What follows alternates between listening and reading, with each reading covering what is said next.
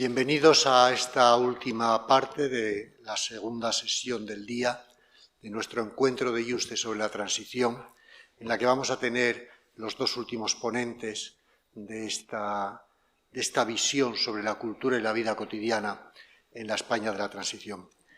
Tenemos el placer de tener con nosotros a la profesora Dolores Thion Soriano Moyá, que es catedrática de Historia Cultural en la Universidad de Rennes, en Francia. Es una vieja amiga y colega del equipo de trabajo sobre la transición de la Universidad de Extremadura, porque estuvo muchos años en la Universidad de Nantes, luego pasó por la Universidad de Pau, ha recorrido Francia de norte a sur, al menos en su fachada atlántica, y está especializada en la historia cultural, la historia de la literatura española contemporánea.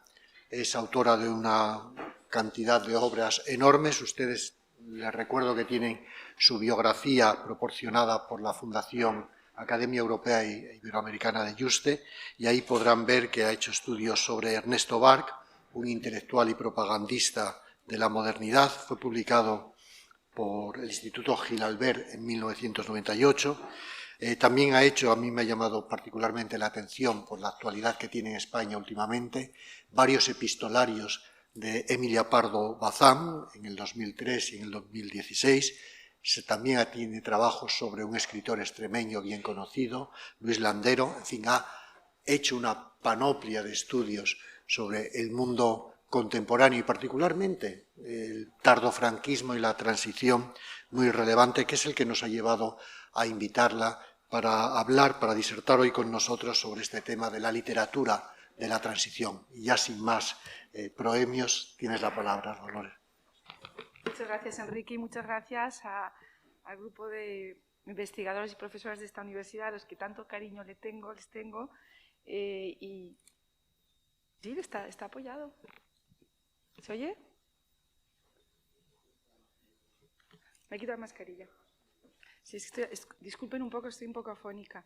Bien, pues nada, decía mis agradecimientos a la organización. Como siempre, todas estas cosas llevan mucho trabajo detrás que no se ve, y siempre pues es un placer volver a Cáceres, volver a encontrar a todo el grupo de investigadores de estos de historia contemporánea que he ido conociendo, pues entre unos y otros ha ido ampliándose el círculo, y siempre es un grato placer, y siempre estos momentos de intercambio. Más que de literatura, voy a hablar un poco de cultura en general, porque pensé que me dirigía a un público más de historiadores, y me voy a centrar un poco en tanto esta figura del escritor, que es el escritor un poco comprometido y que va a cambiar en estos momentos, y que va a ser puesto en tela de juicio esa posición que va a ocupar del concepto de intelectual, que es un concepto que sobre todo se afirmó en España a finales del siglo XIX y en Francia a través del proceso de Dreyfus, de la Semana Trágica, bueno, incluso el proceso de Montjuic en España, donde había una figura de un escritor comprometido que creaba opinión pública y que tenía que ir en contra de las instancias del poder, sobre todo. Estaba normalmente asociado a una ideología de izquierdas, bueno, de izquierdas de la época, de liberales, en aquella época, se afirmaban como revolucionarios, gente nueva, etcétera, etcétera. Y esa figura del intelectual va a ir cambiando de formas y de colores, diríamos, durante este proceso, y creo que en la transición hay un momento de cierto desencuentro, y todo esto está siempre relacionado porque estamos en unos momentos en que la literatura está estrechamente asociada al periodismo, a los mundos de comunicación, y es un momento histórico también en que la literatura o la cultura que antes considerábamos letrada, tiene unas fronteras cada vez más permeables con la cultura popular, y es un poco lo que hemos visto antes con las canciones, donde ese concepto de cultura ahora ya cabría todo.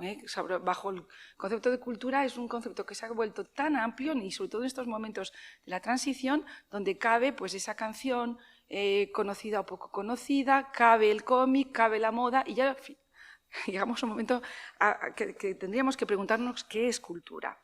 Bien, si nos centramos ya en este periodo de la transición, vamos a ver que hay una bibliografía amplísima, que los discursos son bastante uniformes en función de las tendencias que se han ido modulando en función de las edades, vivencias, ideologías y compromisos de aquellos que la han estudiado o la estudian, pero también de los discursos dominantes en estas últimas décadas. El lector puede encontrar interpretaciones muy diversas e incluso contradictorias al respecto en función pues, de estos parámetros personales y de las fechas de publicación de la bibliografía si ustedes las consultan. Desde los neutros y felices títulos relativos a fin de la sospecha, cambio, modernización y reconciliación, entre comillas, por ejemplo, abriendo caminos, hemos ido pasando poco a poco a aquellos más negativos y críticos de más es más, pero algo que acabó en menos, con ángulos ciegos, repliegues, olvidos, desmemorias, sentimentalismos, culturas heridas, intransiciones y crisis en un terrible mono del desencanto, que ya se ha citado aquí ese conocido libro. Los cambios semánticos que recogen los sustantivos de esos títulos son elocuentes y dan una visión clara y perfecta de lo que ha sido y los cambios que está habiendo o ha habido en el ámbito cultural. Ahora predomina una imagen incompleta, crítica de la transición, considerada como una traición, que ha perdurado hasta la democracia, desde la que siempre, desde la distancia actual, parecen ser siempre otros los responsables. A pesar del carácter más tardío de los estudios culturales, estos ya cubren, aunque de manera muy desigual, casi todos los sectores que forman parte de las competencias del Ministerio de Cultura y siguen todos la misma tónica. Lo hemos visto para el cine, radio, televisión, audiovisual, música, etcétera, etcétera.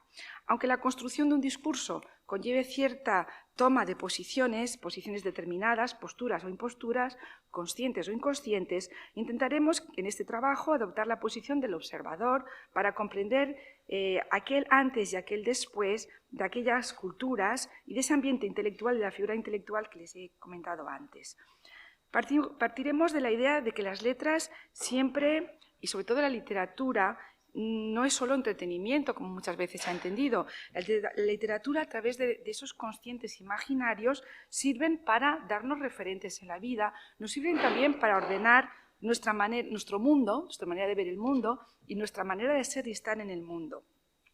Las letras también fijan, recrean y divulgan unas representaciones de la realidad merced a esos discursos que contribuyen a fraguar imaginarios colectivos, en ocasiones para afirmar, reivindicar, cohesionar, en otras para silenciar y manipular. Por estos discursos al son de la actualidad política fueron circulando para algunos con la euforia de la transición y después el desengaño y el desencanto ya avanzados los 80. Estos discursos imaginarios, aunque son notorios sobre todo en efímeras y epifenómenos, suelen ser más inmediatos del per se en la prensa que en la creación libresca, en unos momentos en la cultura digital todavía era una irrealidad.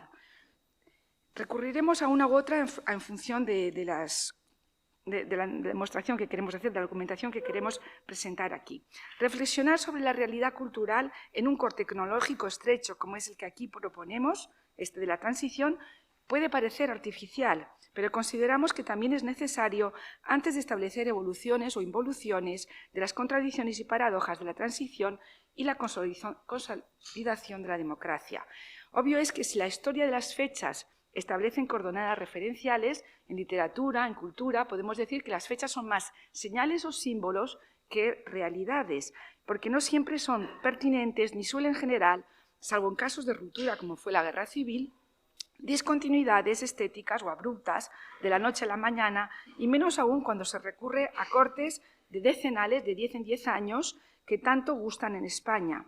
La historia factual, que funciona muy bien desde el punto de vista que es operativa metodológicamente desde el campo de la historia, es inoperante desde el punto de vista cultural y artístico, y al hacer referencia a la democracia de transición siempre se amplían y entonces vamos a ir hacia el tardofranquismo, porque es el momento donde ya hay unos cambios estéticos, unos cambios de valores, donde ya ese tardofranquismo estaba moribundo y no podía controlar, y ya se producen cambios interesantes de sensibilidades, de paradigmas, y luego también cambios que se van a perpetuar en el tiempo y durante muchas más décadas, que ese espacio corto que denominamos la transición. Si ustedes miran y consultan la bibliografía, verán que van a encontrar todo tipo de fechas. Normalmente, en la transición vamos a encontrar desde el año 75-78, la consolidación democrática 79-86, otros proponen 76-82, y en este pequeño espacio no podemos encontrar unos cambios fundamentales desde el punto de vista cultural. En 1983, Santos Sanz Villanueva afirmaba que el cambio político, estoy citando, no ha dado los resultados esperados en literatura. Probablemente de un lapso de tiempo demasiado breve y con acierto. José Luis Calvo Carilla, él decía que la cultura y la literatura entró de hurtadillas en la transición y decía pues esa imagen que hemos tenido todos de que todos estaban esperando la gran revolución que iba a llegar, todas esas cosas creadas y ocultas en los cajones porque no se podían sacar por la censura, porque se habían publicado en Sudamérica y tenían que volver. Y él dice, donde el observador atento de la época sintió la tentación de ver rupturas bruscas de las tendencias o revelaciones y manuscritos geniales silenciados por la censura, el historiador actual rehúye cualquier simplificación a la vista de un abigarrado y atomizado panorama de solapamientos estéticos, indecisiones, búsquedas de nuevos caminos y el progresivo protagonismo del mercado actual. No existe una literatura específica o singular de la transición. Umbral lo dijo muy bien. Francisco Umbral decía una literatura en transición, pero no hubo una literatura de la transición, por ejemplo. Desde el punto de vista de la originalidad, o en otras palabras, la transición y la democracia han sido motores de creación de iconoclastas, cauces, modelos y modos de expresión, como tampoco lo han sido con sus aportaciones los fundamentos literarios y en vigor. Lo que sí que hubo, y eso lo volveremos de ello al final, ha sido todo un elenco de temas, de codificaciones que han ido cambiando generalmente atañen mucho a las formas de vida, a los fenómenos sociales, los temas de género, los eróticos, el policíaco, la heterosexualidad, las minorías, la identidad, y siempre, muchas veces, en un panorama y una perspectiva mucho más global de lo que se podía pensar. La literatura de los últimos años del franquismo ya se caracterizaba, como les decía antes, por la búsqueda de nuevos horizontes estéticos, nuevas maneras de narrar. Por ejemplo, los menos jóvenes recordarán Últimas tardes con Teresa, de Marcé, Señas de identidad, de Goitisolo, ambas del año 66. También había un interés por renovar un lenguaje poético, como recogió Castellet en su antología Los nuevos novísimos, y del teatro, por el auge de nuevas expresiones, de las inmersiones, las performances, que se dicen ahora, los espectáculos de calle, los cuales se desarrollarían y quedarían siempre potenciadas posteriormente al tiempo que volvía el teatro de Valle-Inclán, que volvía Lorca, que volvía Alberti, y empezó a llegar, todos estos autores empezaron también a presentarse y a desarrollarse y estar presentes en los escenarios. Las letras de la transición, en sentido amplio, en suma, capitalizaron, desarrollaron, diversificaron, dieron vida escénica y democratizaron lo que ya se venía experimentando. Como solía afirmar en sus crónicas Umbral, jugando en esa de la transición o en la transición, fue un espacio de maduración y de renovación, y dice él, de búsqueda generalizada de continuismo en muchos sentidos, y ello a pesar de las promesas contraculturales de la movida y de la célebre tertulia de creadores del año 84, o los jóvenes novelistas, que fueron muy famosos en su momento, que les llamamos la generación nocilla o la generación X. Ninguna tendencia se impuso y prevaleció sobre las demás, a pesar del espacio de libertad del que gozó y del empuje de algunas editoriales, que esto es muy importante, el nivel de las subvenciones, las ayudas, todo ese boom que hubo en aquellos años. Sánchez Biosca explicaba así: en aquel periodo todo fue una implacable maquinaria de análisis. Cualesquiera que sean las doxas actuales en torno a su supuesta amnesia o a tal cacareado pacto de silencio, la cultura de la transición fue el escenario más rebosante de la historia reciente en cuanto a la revisión de discursos y tesón metalingüístico, es decir, en la reflexión sobre los discursos heredados, mitos, epopeyas, lugares comunes, consignas, más que discursos en primera instancia sobre los hechos, dice, los hubo, claro está, como también una apuesta por echar al olvido lo que entorpeciera la apuesta de futuro, como señaló Santos Juliá. El espíritu analítico de la transición, como sucedió con el primer cubismo, pasó revista, desmanteló, desmembró y examinó al microscopio los discursos recibidos. Resulta grotesco y de una ignorancia que mueve al rubor la queja del pacto del olvido en lo que a cultura se refiere. ¿No comenzó entonces esa actitud crítica y analítica?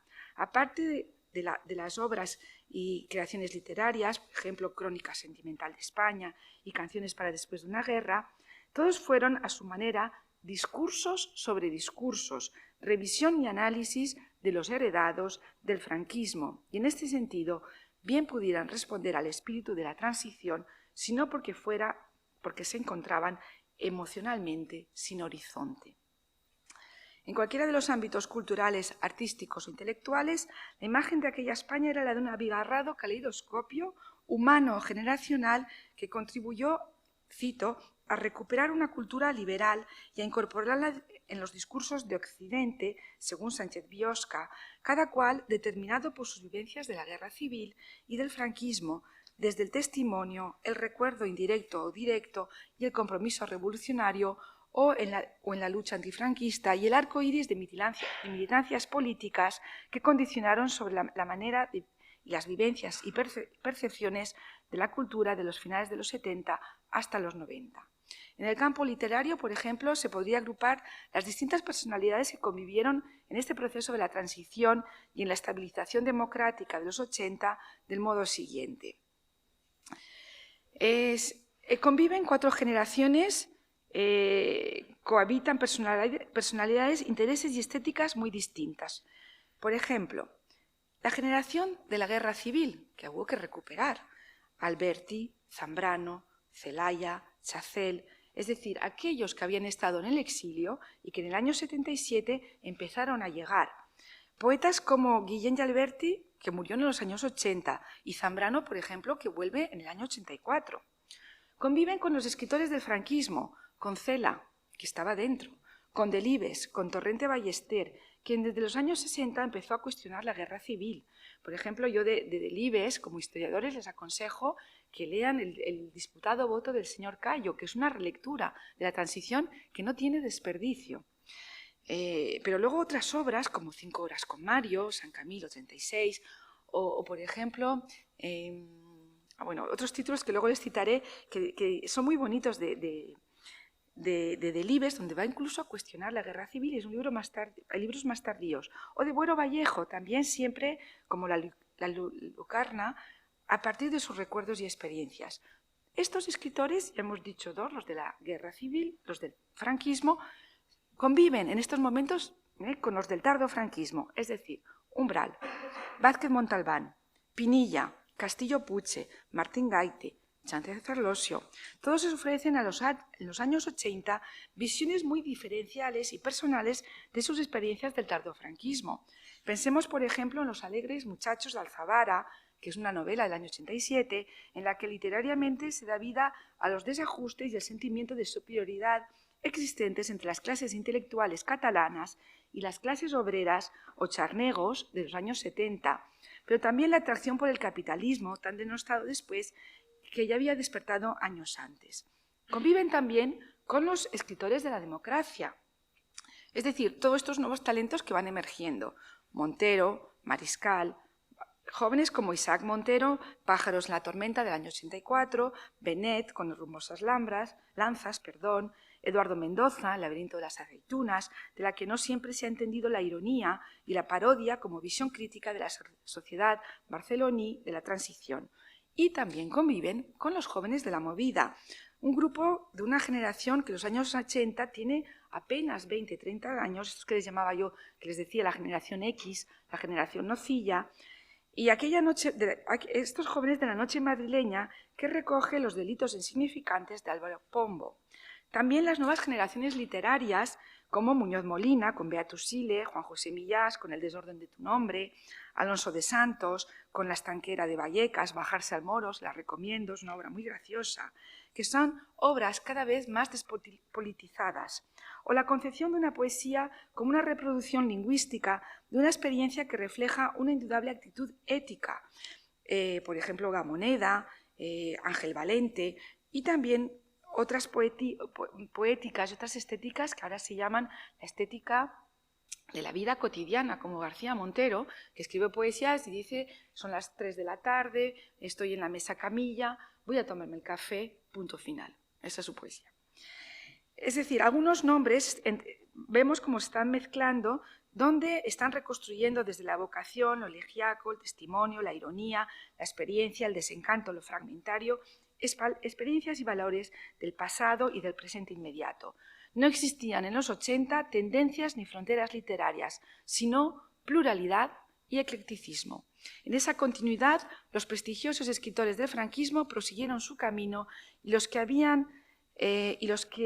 habían sido jóvenes escritores empezaron a ser valorados, algunos tardíamente, porque muchos de ellos vivían al margen de los círculos de sociabilidad literaria de Madrid y Barcelona, al igual que se habían hecho años atrás, reivindicaba con su acerada pluma Gregorio Morán, es un periodista de La Vanguardia, que decía: mientras se habían ensalzado obras de menor cuantía de personajes incrustados en aledaños del poder, el grupo Escorial, es decir, todos de franquismo, Ruidejo, Panero, Vivanco, otros empezaban concienzudamente a trabajar una obra que ahora fascina.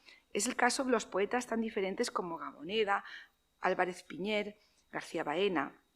Algo querría decir el que unos personajes marginales hayan necesitado llegar a la ancianidad o casi traspasar el muro iniciático, mientras el fantasma de Rafael Alberti recorre el mundo y las voces afónicas de algunos moribundos que ya no convocan a nadie.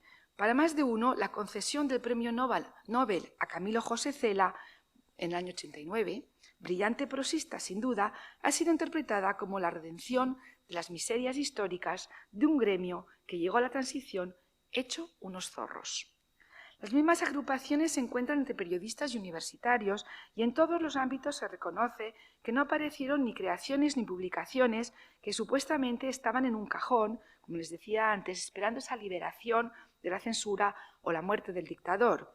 Insisto, fue durante el tardón franquismo y no en el año 75, ni aún menos en el 82 o en el 86, cuando realmente la creación verbal fue original y rompedora. Lo que sí ampliaron fueron esos centros de interés que les comentaba antes, que fueron adoptando las letras, igual que fue la gran eclosión de la prensa, felizmente bautizada como el nuevo Parlamento de papel.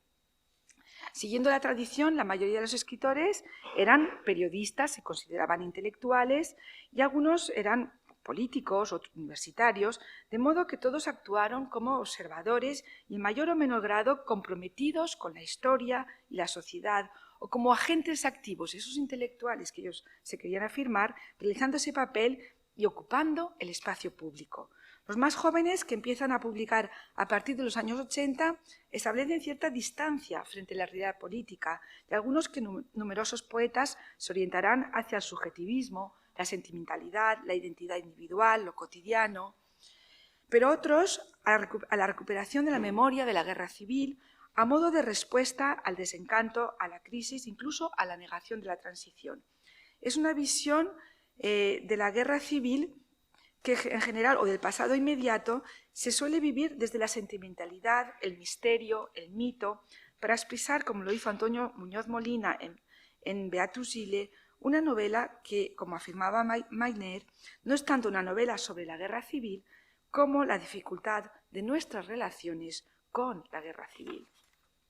De hecho, 5 años después, en el año 88, César Alonso de los Ríos inauguraba su artículo Novela y fuga preguntando: ¿de qué país, de qué sociedad hablan las novelas que vienen publicando algunos de los jóvenes narradores? ¿De dónde salen los personajes? Su lectura produce la misma impresión que la que tiene el viajero que se despierta en plena noche y no consigue leer los rótulos de las estaciones a través de las empañadas ventanillas del tren.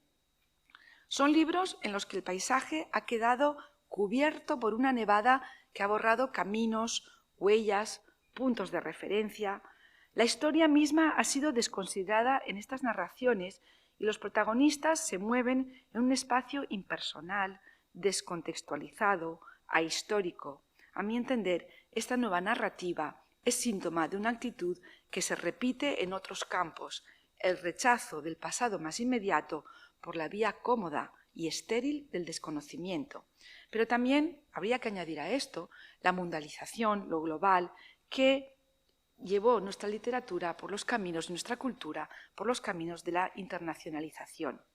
Si la figura del escritor intelectual en España había sido una figura de autoridad, tradicionalmente, observamos que sus diversos compromisos políticos, esos modus vivendi en los que los escritores fueron nadando en las complejas mareas del tardofranquismo a la democracia, sus ideologías, sus personales ambiciones, y esto no hay que desdeñarlo, sus retos, se fueron complicando de manera polémica con el estudio del papel de las letras en y ante la sociedad en este periodo, desde la necesaria cooperación consensual y pacifista hasta las reivindicaciones de la necesidad de recordar y restablecer una memoria de un pasado cercano y de reconstruir un discurso colectivo identitario.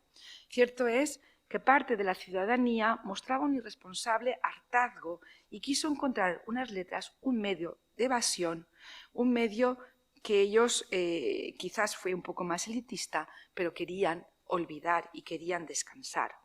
Poco tenía que ver con estos artistas de fines del 20 con aquellos intelectuales finisiculares, élite y faro del pueblo, como tampoco con los ingenieros, tecnócratas y hombres de acción de Ortega y Gasset, ni tampoco con los intelectuales orgánicos de Gramsci, autodidactas propulsados por los partidos políticos.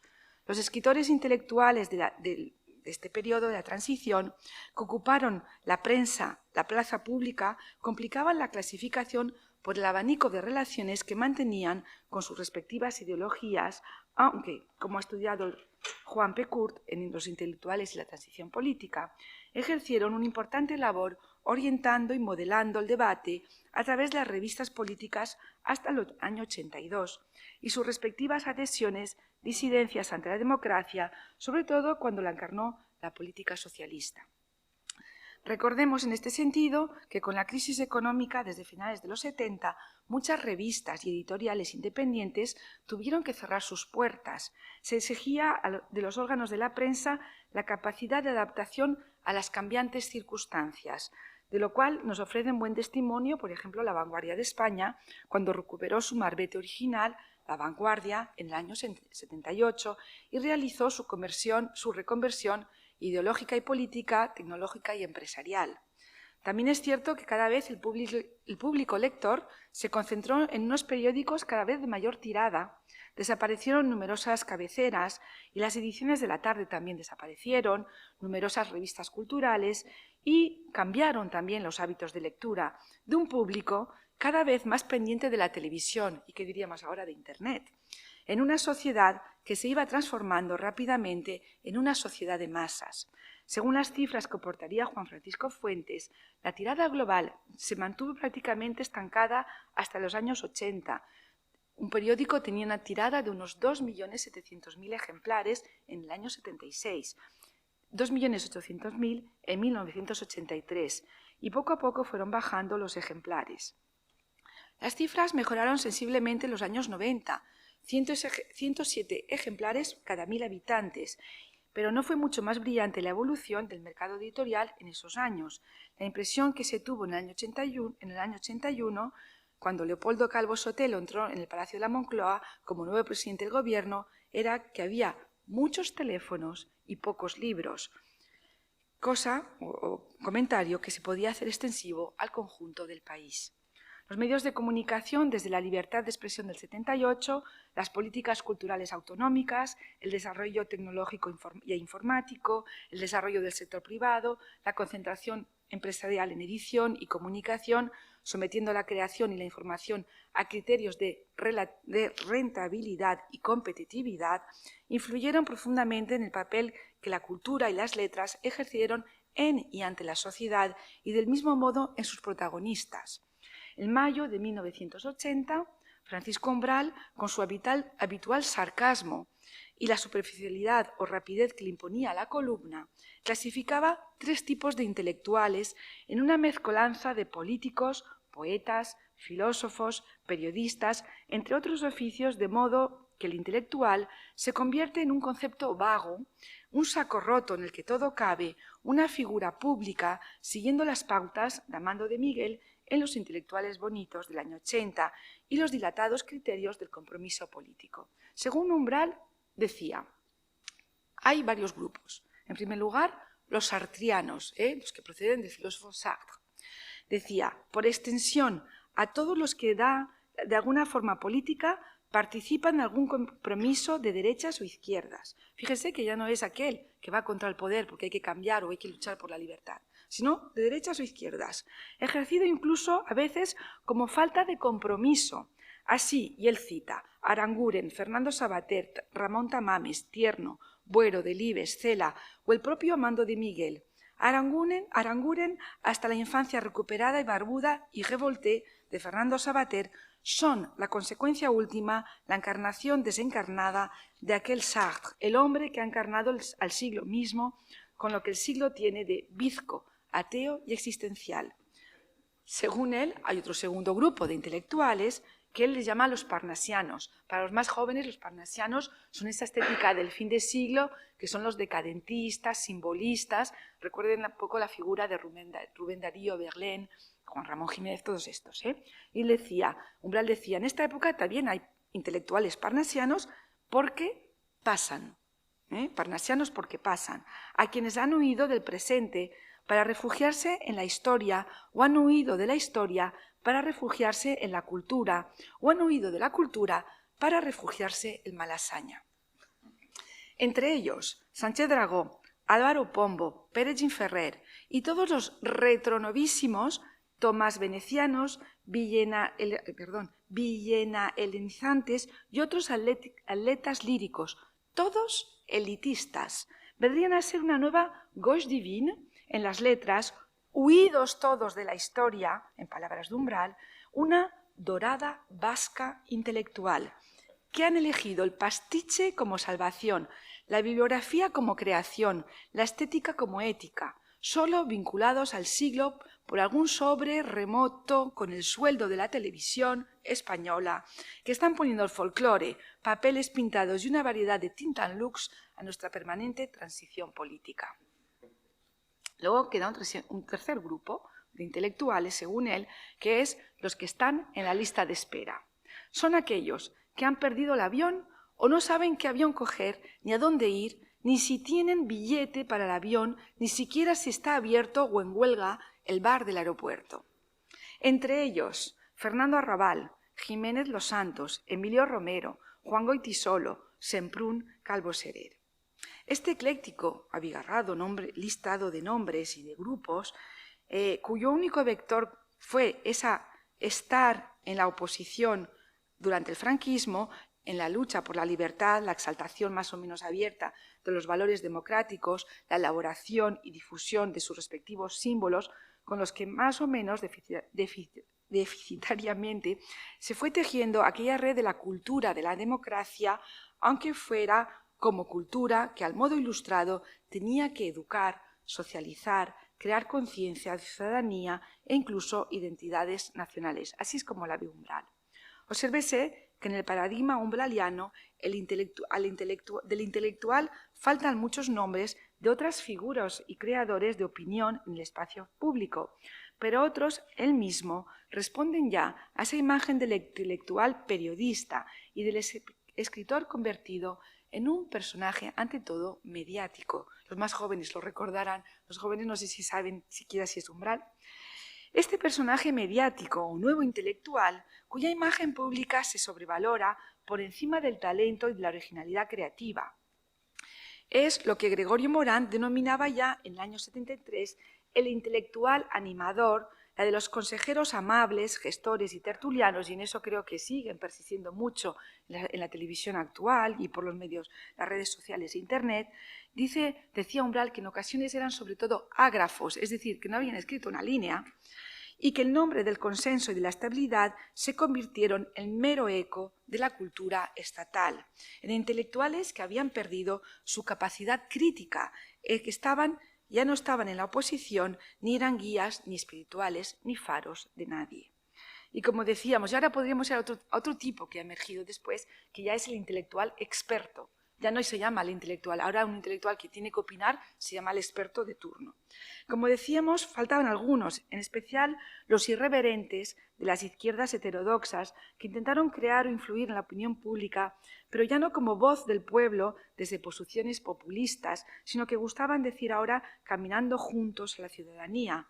Eran los intelectuales que se han caracterizado como del 68, insumisos, ausentes, nostálgicos, sentimentales y desencantados, que recordando las declaraciones de Manuel Vázquez Montalbán eran un personaje delegado del ciudadano concreto que le presta su nombre y, en mi caso, 2 apellidos.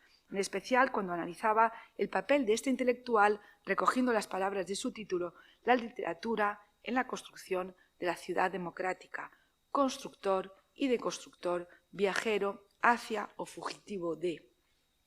A cada una de estas etapas antinómicas, sean cuales sean los límites establecidos, podemos considerar y se perciben como las del proceso de construcción, ese viaje hacia un proceso de cambio pacífico y consensual en el que algunos vieron el fin de sus ideologías y la descomposición de sus partidos. Por ejemplo, Chirves, no sé si lo conocen quizás más por la serie de televisión que por sus novelas, pero son novelas que como historiadores yo les aconsejo. Estos tenían una visión muy crítica, tuvieron una visión muy crítica de la transición. La segunda también, este proceso de construcción, ese viaje hacia, se hizo como el proceso de estabilización en la que muchos de aquellos viajeros se fueron apeando y fueron huyendo de esos clarividentes antagonismos que a la vez hacen del escritor un constructor y desconstructor, un viajero hacia o fugitivo de, sintetizan perfectamente el papel del público y creativo de algunos hombres de letras desde inicios de los años 80, pero también las redefiniciones y búsquedas de otras alternativas con las que dar sentido a su compromiso ideológico, sobre todo desde los heterodoxos de izquierdas. Vázquez Montalbán lo resumió muy bien en aquella repetida frase: contra Franco estábamos mejor, con las que identificaba voces aisladas, no siempre muy escuchadas, que habían ido surgiendo en la disidencia de manera temprana en el periodismo y la literatura. Eran voces que todavía creían en la palabra como arma y que con ella cuestionaron aquella visión amable y políticamente correcta de los resultantes años 82, 86, 92 de la euforia socialdemócrata tras la caída del eurocomunismo. No sé cómo voy de tiempo. ¿Tengo que acabar? 10 minutos, vale, me sobra. Entre el testimonio y el ensayo destacan los nombres de Gregorio Morán con El precio de la transición, Vázquez Montalbán con la serie Crónica sentimental de la transición, El escriba sentado, la revista Lateral, las contribuciones de Ignacio Echevarría, El escudo arquíloco de Juan Arazandi, y desde la ficción afloran libros que desde las izquierdas presentaron de una manera crítica el pasado inmediato desde inicios de la década de los 80 y desde el curso unificador que había ido oficialmente predominando. Ya les he hablado de Chirves, podríamos mencionar también Rosa Montero con Crónica del desamor, Azua con El río de la luna, Asesinato del Comité Central de Vázquez Montalbán, el Caronte aguarda de Sabater, Asalto de Mata de Antonio Gabriel, etcétera, etcétera. Sánchez Ortiz, Lourdes Ortiz, una escritora que muy interesante. ¿Cómo no recordar, por ejemplo, puesto que acabo de mencionar Lourdes Ortiz, les diría, por ejemplo, Luz de la memoria, es en la que desmistifica los sueños revolucionarios de aquellos universitarios militantes radicales y los trastornos psicológicos, no solo por la ingestión de drogas, que generan los deseos insatisfechos de la realidad. De su experiencia vital, Lourdes Ortiz, como lo harían también Chirves y Sánchez Ortiz, quienes llegaron a Arralde gracias a la intervención, y esto hay que subrayarlo, de Carmen Martín Gaite, porque no encontraban editor. Y ellos relatan todos el inconformismo de una generación que observaba desengañada y nihilista el oportunismo político desde el tardo franquismo a la democracia. Para estos escritores, en general, la cultura de la transición no existió ni como reforma ni como ruptura, sino como continuidad con lo existente, también de manera voluntaria, enterrando el pasado y a la zaga de la actualidad y del presente inmediato. Era lo que Teresa Vilarós caracterizó como ese mono de la transición, como esa presencia inconsciente, subliminal, fantasmagórica del franquismo en la transición. Muchos de estos eran los intelectuales y escritores desencantados porque no había habido debates, sino sumisión, según ellos, porque se había negado el pasado, porque las decisiones no eran del pueblo, sino de las élites políticas, porque no había habido revolución y porque, mientras tanto, otros se sumaban a aquel nuevo tren. Una vez más en la historia, la eterna querella entre viejos y nuevos, entre antiguos y modernos, idealistas o realistas pragmáticos, jóvenes y viejos, y sin embargo, no siempre por criterio de edad, sino por convicciones políticas, cuando las hubo, unas veces por pose, otras porque la política cultural del Partido Socialista, en sus anhelos de modernización y europeización, acabó convirtiendo las letras en producto de consumo, al socaire de efemérides, subvenciones, premios y prebendas distribuidas por instituciones, fundaciones y editoriales. Es lo que se ha venido a llamar los 150 escritores de la Moncloa, es decir, aquellos 150 que recibieron subvenciones.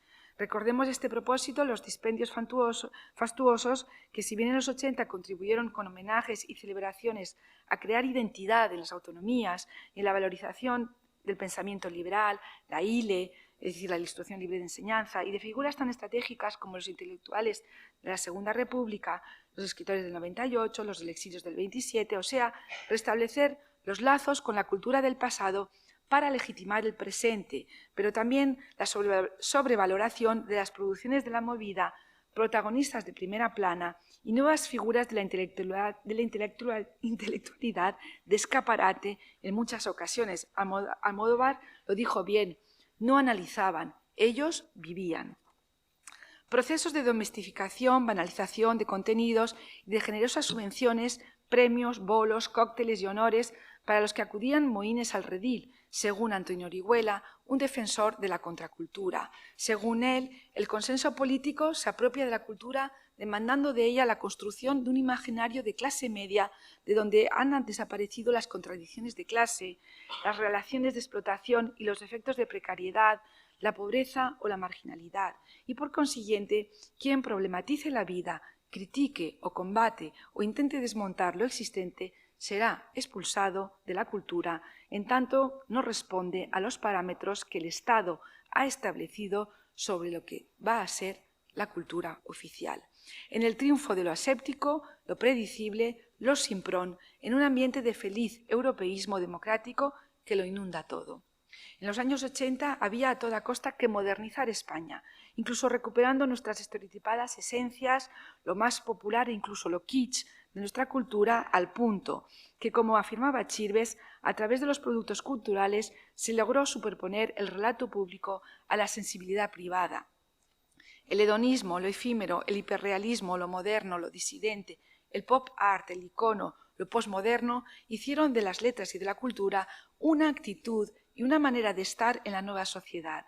Para Sánchez Ferlosio, decía en La cultura, ese invento del gobierno, la cultura era una fiesta de los usos e interpretaciones falsificados de lo popular, elitista y lo moderno. Es un poco largo, pero le voy a comentar algo. Dice Sánchez Ferlosio, la cultura es una fiesta y las fiestas están obligadas a ser caras. Una escenografía teatral barata, como es la cámara de cortinas, hallará resistencias entre los promotores por el temor típicamente hortera de que el espectáculo pueda ser tachado de pobretonería o hasta de indecencia, y puesto que, por otra parte, la cultura no ha de ser elitista, sino popular, de nuevo el uso de la cámara de cortinas se verá rechazado por el grave defecto de su carácter elitista.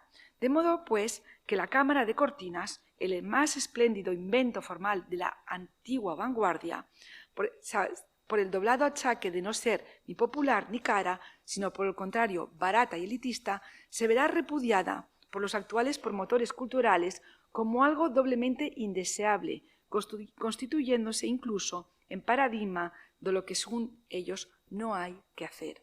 Para estos gobernantes socialistas, que a veces gustan de proclamarse machadianos o no han frecuentado mucho el aula de Mairena, es decir, el personaje de Machado, o ya ni lo recuerdan, cuando Mairena expulsó su proyecto ideal de centro de enseñanza, contraponía claramente una posible escuela superior de sabiduría popular como lo rechazable, frente a una posible, decía, escuela popular de sabiduría superior, como lo deseable. Así que lo que Mairena propugnaba podría muy ajustadamente designarse como elitismo barato, en el que, por afectar la baratura tan solo a la actividad de la enseñanza, no al saber enseñado, Tal la escuela podría permitirse concebir la aspiración de llegar algún día a hacer mayoritario ese saber. La política cultural de este gobierno hace exactamente lo inverso. El elitismo barato de Mairena, un populismo caro, mejor dicho, carísimo, ruinoso, aunque eso sí, festivo y refrescante, sobre todo si en el concepto de refrescos entran también los vinos y los licores. Los productos culturales son la brújula de que se dotan los actores sociales en busca de su sentido, de su destino, de la legitimidad de su proyecto, escribía también Rafael Chirves, lo que Vázquez Montalbán denunciaba como la domesticación del intelectual, es decir, el control de aquella gente que se dedica a poder pensar, a poder expresar lo que piensa con un lenguaje siempre ha estado muy fuerte desde la tiranía de la antigüedad hasta hoy. El poder siempre ha intentado que las ideas de los que pensaban le convinieran y le sentaran bien. Aquí es la historia del pensamiento. La lucha del pensamiento tiene una carga de adivinación y de crítica. Entonces, el intelectual ha tenido que elegir entre ser una herramienta reproductora de ideas del poder a través de su habilidad con el lenguaje o bien rechazarlas. Aquella segunda condición ha sido tradicionalmente muy difícil. Muy pocos a lo largo de la historia la han escogido. Antonio Orihuela, defensor de este pop art y de la contracultura, también observaba que la cultura aprendió a poner el cazo para escribir y componer al dictado de lo que el poder esperaba de ella, a servir a su orden, a la cohesión y a la estabilidad social, y a naturalizar el capitalismo y el mercantilismo como vida cotidiana, pero sobre todo dejó de hacer preguntas y de pretender llegar a alguna parte. Las izquierdas, los escritores, los intelectuales que mantuvieron su autonomía, cuando no marginalidad, se mostraron desconfiados y también algunos sectores de la crítica institucional. Muchos de ellos fueron despedidos cuando abandonaron el país como órgano del Partido Socialista y productor de un discurso que había dejado de ser plural, una muestra más del control que ejercían de los medios de comunicación denunciarían tanto los sectores centristas y de derechas como los izquierdistas. Permítanme entonces algunas licencias cronológicas. Por ejemplo, Vázquez Montalbán lo utilizó cuando el país se había convertido en mero ruido y lo había dicho ya, lo dijo en Autobiografía del general Franco, y un discurso que retomaría después Jorge Risman en un poemario que tituló El día en que dejé de leer El País, para a su vez cuestionar su poder y su autoridad intelectual y a su entender la deriva de las izquierdas, lo que Mainer evaluó de perfecta estrategia comunicativa. En el hiperrealismo crítico de Risman se perciben algunas concomitancias con la poesía de Vázquez Montalbán, en particular en el uso del discurso periodístico y publicitario, el uso del collage, de la ironía, la parodia, con la que el polígrafo catalán quería cuestionar la licitud de aquel discurso dominante que legitimaba la consolidación de la democracia, como también expresar formalmente sus dudas sobre, cito, la posibilidad del conocimiento y la percepción total de la realidad, así como el voluntario choque de códigos resueltos en la armonía de la propuesta literaria, y cómo recuperar los fragmentos rotos de la conciencia total, la memoria como reivindicación frente al dominio del olvido y el deseo como eufemismo de esperanza de la historia, si se quiere, y aquí la tensión dialéctica fundamental de cuanto he escrito, explicaba Risman. Es decir, que estos escritores, estos intelectuales, fueron testimonio ciudadano de lo que fueron las dialécticas y tensiones de la historia reciente de España, como mensaje esperanzador y tolerante para que los esfuerzos de tantas generaciones de españoles, con mejor o peor acierto y con todas sus paradojas o contradicciones, por discutibles que sean, no sean y sean nunca más defraudados. Esperemos que ese deseo deje de ser eufemismo y se convierta definitivamente en esperanza. Muchas gracias.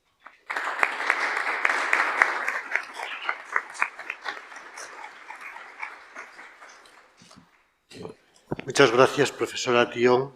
Y vamos ya con el último de los participantes en esta jornada, que es mi compañero y amigo. ¿No? Sí. No sé si tengo que ir ahí. ¿Dónde lo tienes? Yo creo que sí. Sí. Mi compañero, amigo y director del Departamento de Historia, el profesor Alfonso Pinilla García, que, como saben la mayoría de los presentes, es un experto en nuestra época contemporánea, particularmente en este en este periodo. No me resisto a enseñar su último libro, que se titula precisamente La transición en España, España en transición. No lo van a encontrar todavía, o sí, ya está distribuido, publicado por Alianza este mismo mes. Alfonso ha escrito desde principios de siglo obras importantísimas sobre este periodo. Quiero recordar su estudio Información y Desinformación, que fue su tesis doctoral, el caso del atentado de Carrero Blanco, el libro El Parlamento de papel, cómo la prensa estudió el atentado, la legalización del Partido Comunista y el golpe de Estado del 23F, el laberinto del 23F, y para llegar a la obra anterior, casi a esta, Golpe de timón, esa historia de España entre la dimisión de Suárez, el periodo del golpe de Estado del 23F. Alfonso, estás en tu casa. Muchísimas gracias, querido Enrique, y bueno, muchas gracias a todos por su asistencia y un saludo también a todas las personas que nos ven desde el otro lado de, como diría una buena amiga mía, el éter de la arroba, ¿no? Allí en el mundo digital. Bueno, pues, ¿qué voy a decir yo del reciente libro que acaba de salir? ¿Dónde tiene mi niño lo feo que no se lo veo? Claro. Solo voy a decir una cosa, me lo van a permitir. Me parece un excelente regalo para estas Navidades. Así que, en fin, bueno, pues ahí queda la cuña publicitaria. Bueno, bueno, pues para cuando ustedes quieran. Para el Black Friday, efectivamente, Black Friday. Bien, pues como estamos ya en la última hora y hemos asistido a un día muy intenso y todos estamos muy cansados, yo les voy a sugerir un pequeño viaje en el tiempo por la situación de la Iglesia española durante la transición. Es un viaje en el tiempo que precisamente surge de este libro, que ahora se va a empezar a convertir en un proyecto editorial que tenemos entre manos para hacer una gran enciclopedia, ir construyendo una gran enciclopedia digital de la transición, con teselas que más bien podrían parecerse a piezas de Lego que se encajan de distinta manera hasta construir las figuras que el lector quiera construir. Una de esas teselas, la Iglesia española en la transición; otra, la situación del ejército durante la transición; otra, los movimientos sociales; otra, pues, el rey durante la transición, la jefatura del Estado, todas esas pequeñas teselas que después acaban moldeándose en este universo digital, como bien nos enseñó a hacer nuestro querido maestro ya desaparecido, el profesor Antonio Rodríguez de las Heras. En buena parte, lo que les voy a proponer hoy es un pequeño experimento.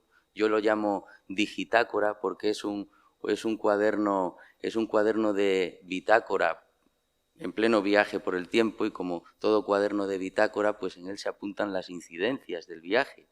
Bueno, pues aquí hay apuntadas incidencias en este cuaderno de bitácora digital que yo lo llamo digitácora, en este caso sobre la Iglesia española durante la transición. Recuerden, esto es simplemente soplar sobre las teselas que se van componiendo según ustedes quieran componerlas. Yo les voy a ofrecer un recorrido, pero ustedes podrían, en esa futura digitácora digital de la transición, pues componer el viaje y el recorrido que ustedes quisieran.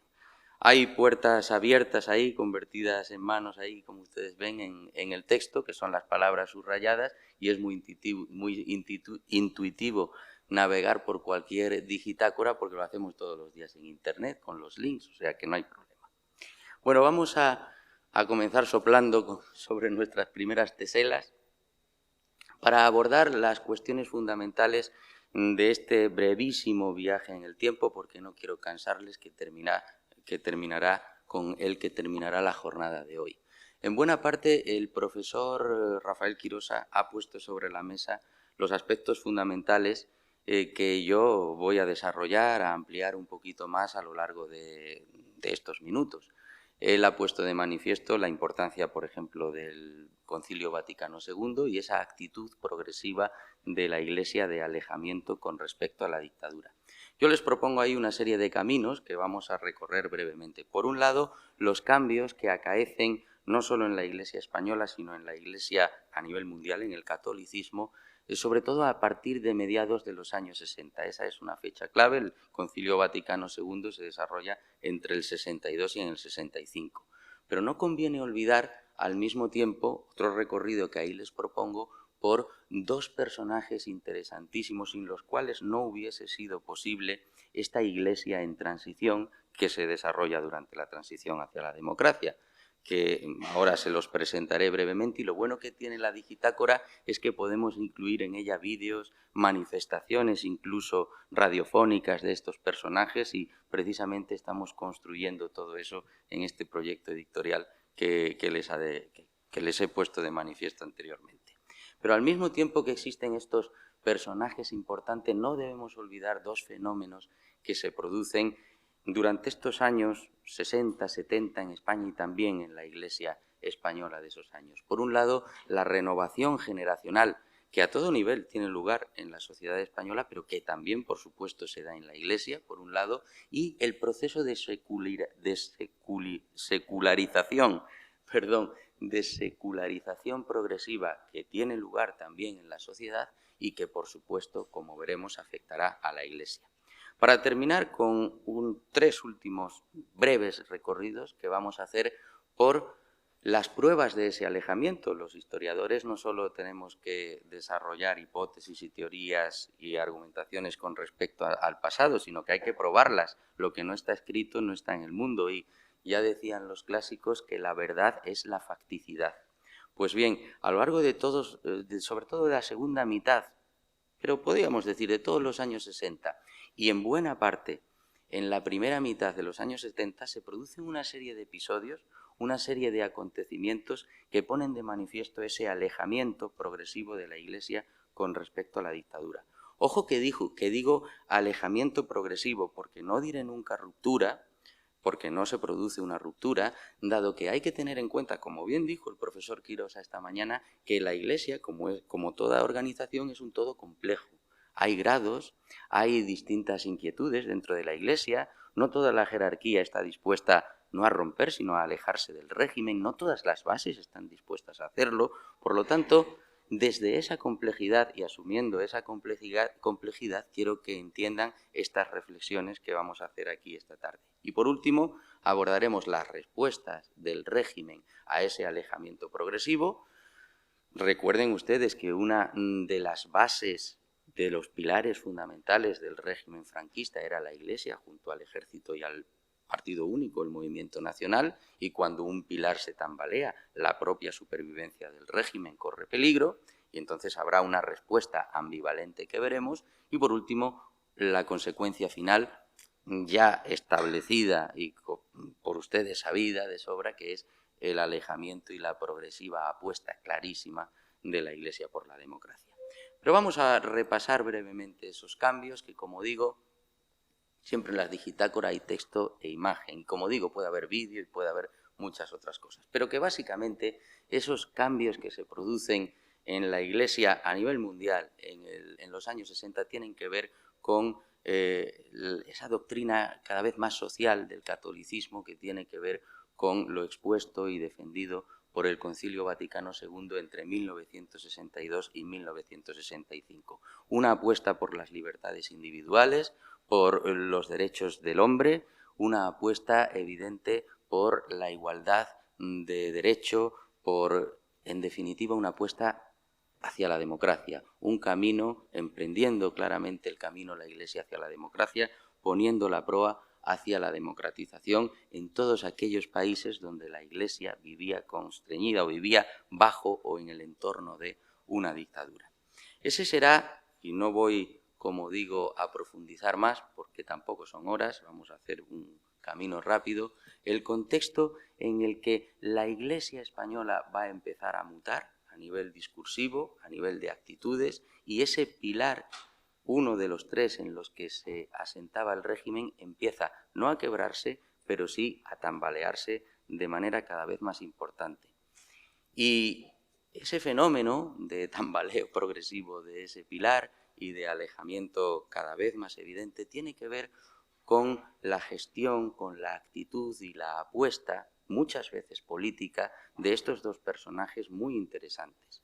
Luigi D'Adaglio, el nuncio, el embajador del Vaticano en Madrid desde el año 67, que por cierto maniobró y de manera eficaz al final para conseguir que la Conferencia Episcopal Española estuviera presidida por Vicente Enrique y Tarancón desde 1971. Ambos, haciendo un buen tándem, como digo, van a pergeñar, van a sugerir y a acabar aplicando incluso un discurso prodemocratizador desde la élite de la Iglesia española que va a hacer muchísimo daño al régimen confesional que era y profundamente católico que era el de Franco, un hombre, por cierto, también profundamente católico, como su penúltimo presidente del gobierno, Luis Carrero Blanco. No digo que los demás no lo fueran, Arias también, pero estos dos especialmente católicos. Bien, estos importantes personajes están envueltos, están rodeados, como digo, de un cambio generacional, de una renovación generacional en la Iglesia. El primer fenómeno que a mí me llama poderosamente la atención, pero que hay que ponerlo de manifiesto, es que no hay apenas generaciones intermedias en la Iglesia española. La Iglesia española está dividida generacionalmente en dos bloques a finales de los años 60, que es dos sectores mayoritarios, curas, sacerdotes relativamente muy jóvenes, menores de 40 años, y otros mayores de 60 años. Es decir, personas, sacerdotes que vienen trabajando en la Iglesia desde el discurso aquel de la cruzada y de la defensa de los sacrosantos valores del 18 de julio, eso es una mayoría, pero luego tenemos una progresiva incorporación de sacerdotes menores y en medio no hay una renovación generacional, una conexión generacional clara entre estos dos bloques. Ahí vemos la proporción de obispos mayores de 60 años que se da en 1966 y 1973. Vean ustedes ya el cambio generacional. Del 65% de obispos mayores de 60 años en el 66 pasamos al 40%.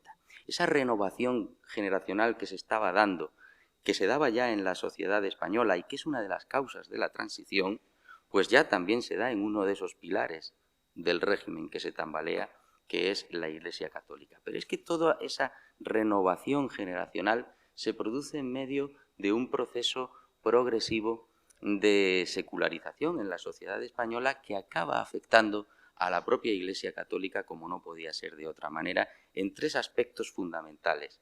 Por un lado, y vamos a ver estos tres simplemente como catas para que ustedes vean, las cifras de seminaristas que hay a principios de los 60 y a principios de los 70, el número de ordenaciones sacerdotales y el número de sacerdotes que abandonan su ministerio. Las cifras hablan por sí solas, casi no merecen comentario, como fogonazos se las expongo. Seminaristas de 8.200 en el 63 a 2.700, es una sangría considerable.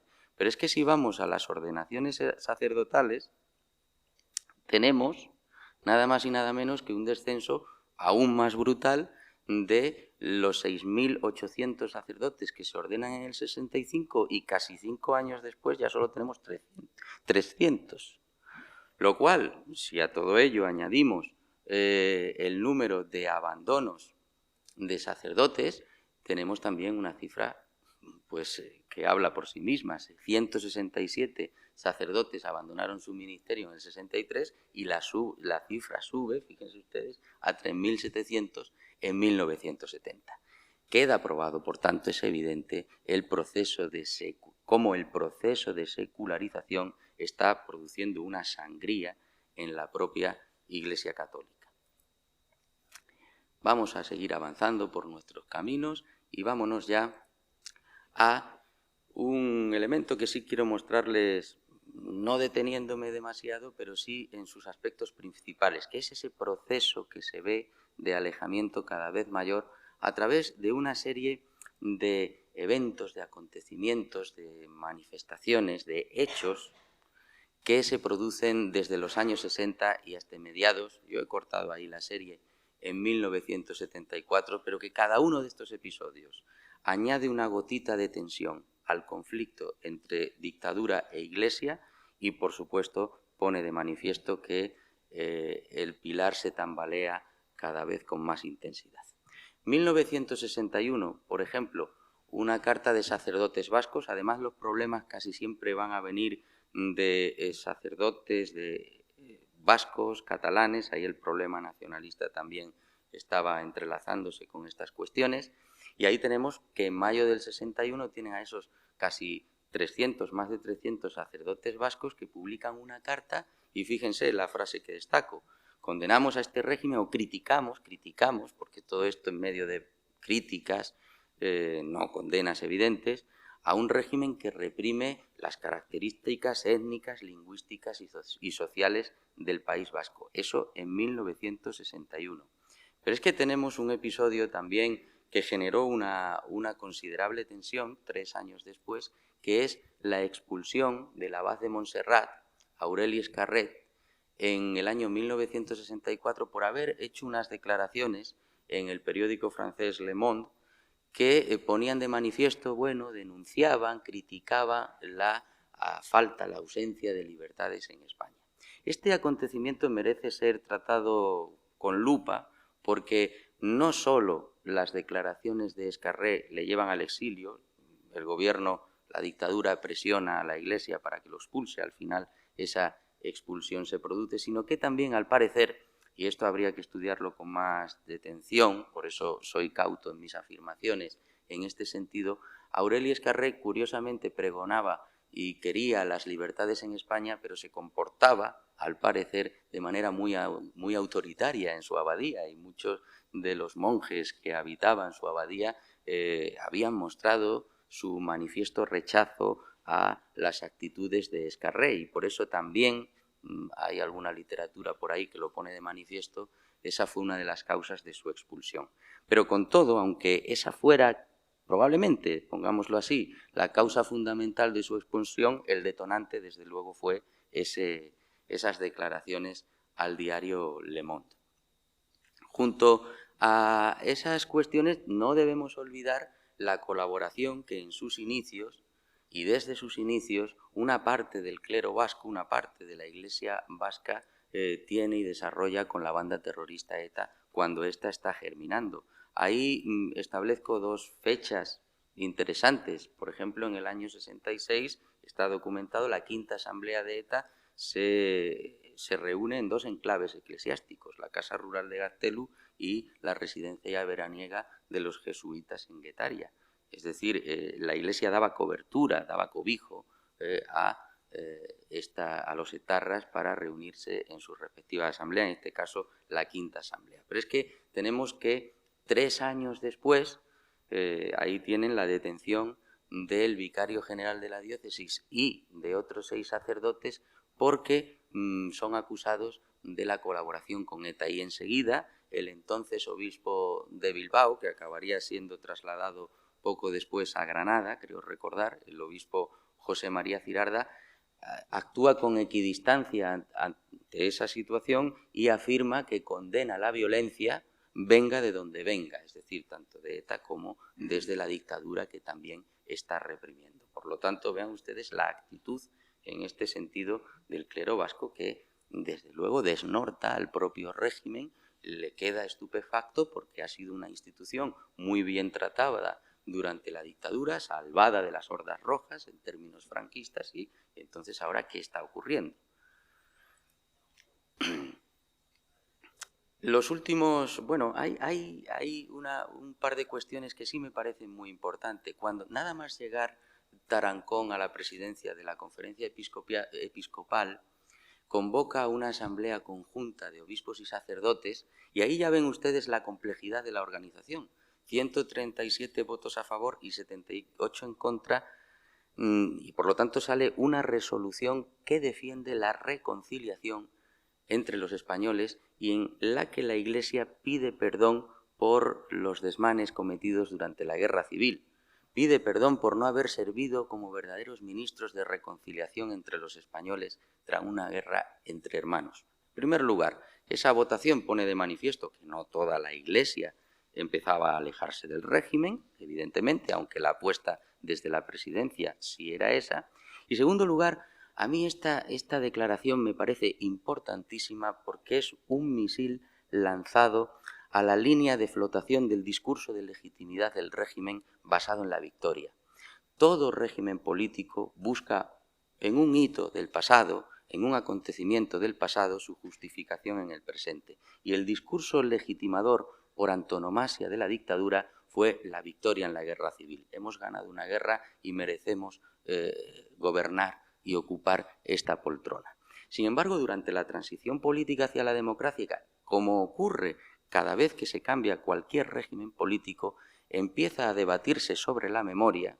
Cuando hay debate sobre la memoria, suele haber un cambio de régimen sobre la mesa, porque la memoria está íntimamente ligada a la fuente de legitimidad.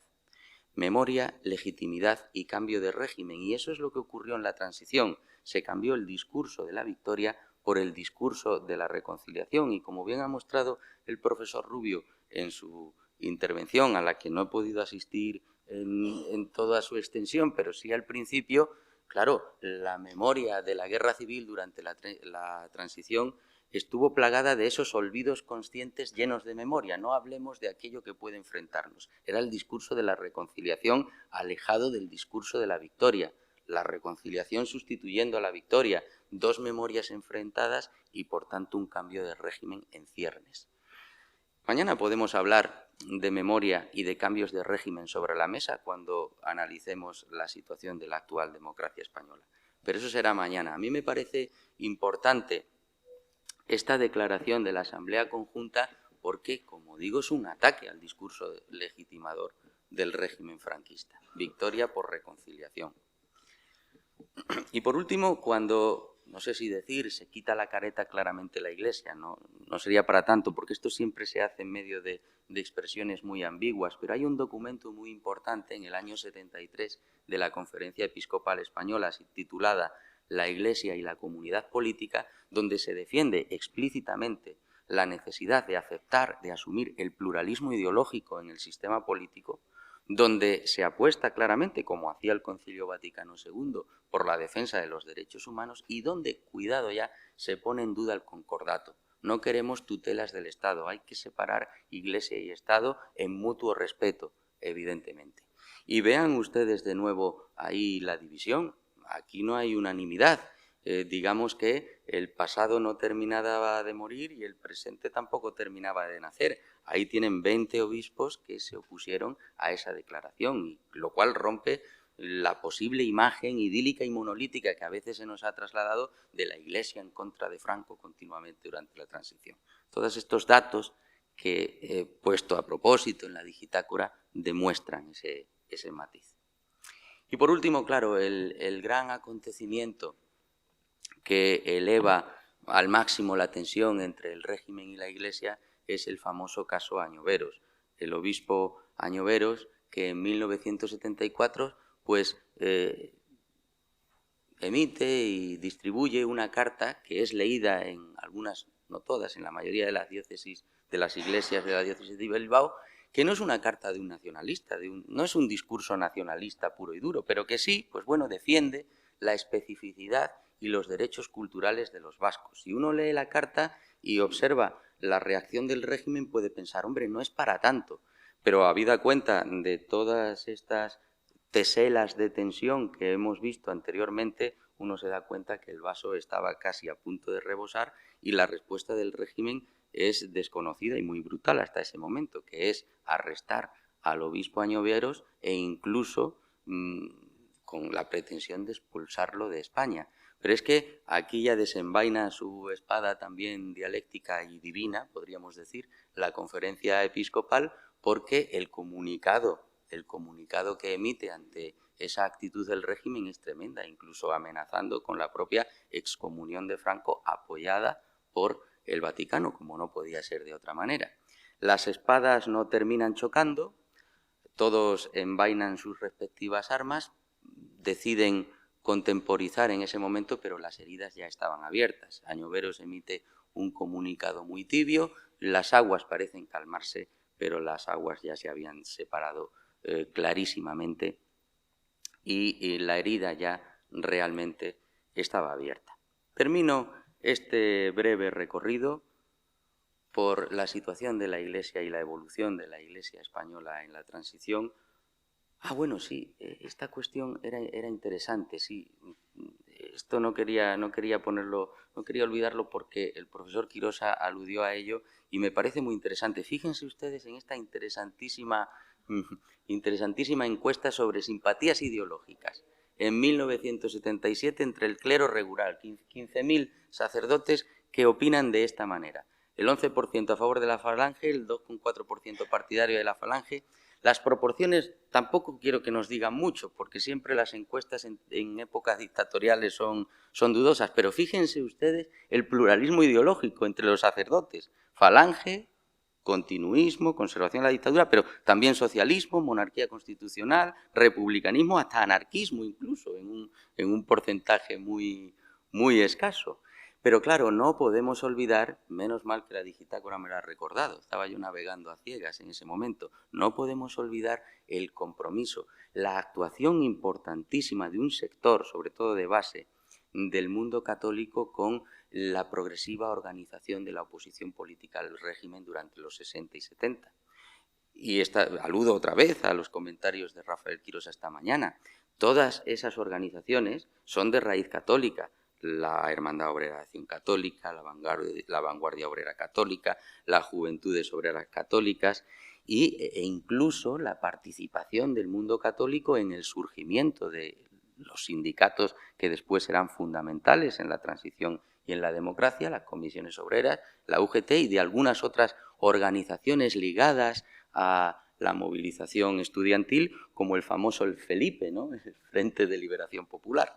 Ahí tienen algunas imágenes de todo ese proceso. Por lo tanto, la Iglesia no solo a nivel teórico desarrolló su lucha, una parte de la Iglesia, contra el régimen, su oposición al régimen, sino que de la teoría se pasó a la praxis, a la propia movilización social, como por cierto estaba ocurriendo en ese tránsito de los años 60 a los 70 en aquellos años de nuestra reciente historia. Ahora sí, ya vamos a ir plegando nuestras teselas, vamos a ir terminando con esas dos últimas cuestiones que quería ponerles sobre la mesa. En primer lugar, la respuesta del régimen, que fue ambivalente, que giró en torno a dos polos. Por un lado, la indignación, muy enfadada y radical a veces, que hacía gritar a los más ultras del régimen, Tarancón al paredón.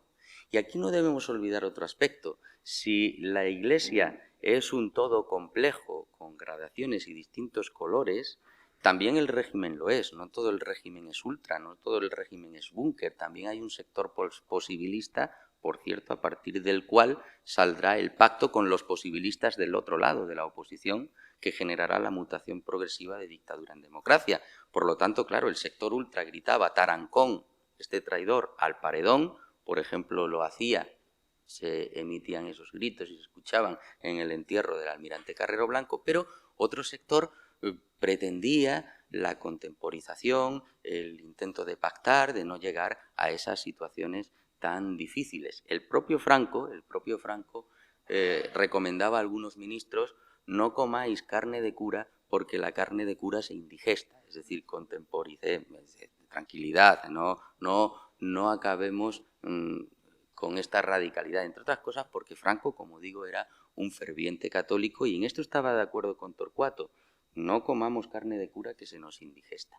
Esa fue la respuesta ambivalente del régimen, que fue cambiando de grado, de manera, de faz, en función de los distintos acontecimientos tensos que hemos visto.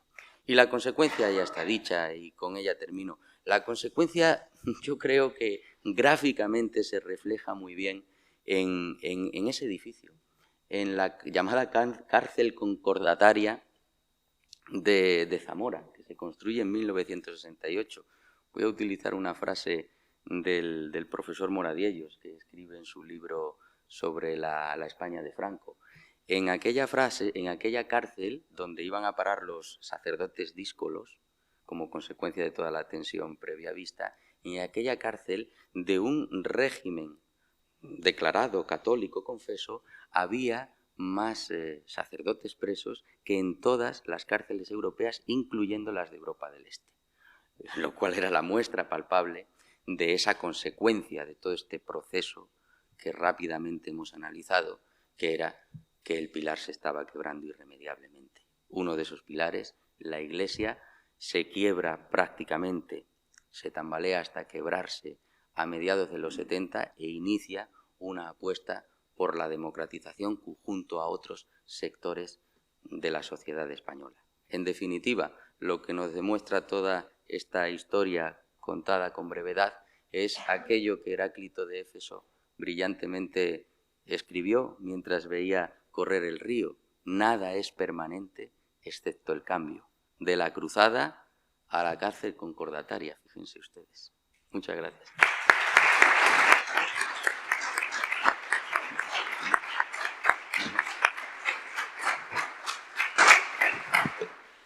Muchísimas gracias, Alfonso, por esta exposición atinada en el tiempo y brillante en forma y fondo. Y podemos pasar ya al periodo del coloquio de toda la sesión, o sea que supongo que habrá muchísimas preguntas pendientes. Si me las hacen llegar o las plantean aquí o con el micrófono. Bueno, ahí. Sí. La que ha llegado. Sí.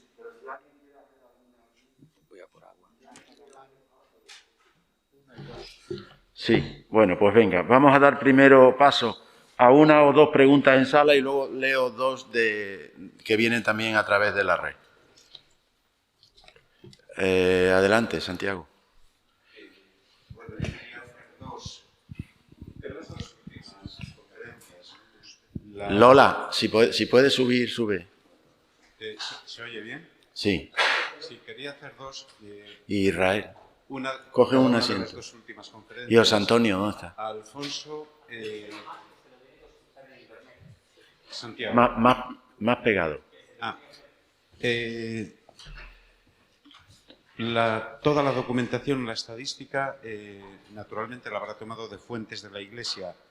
¿Cuál es la fuente exactamente?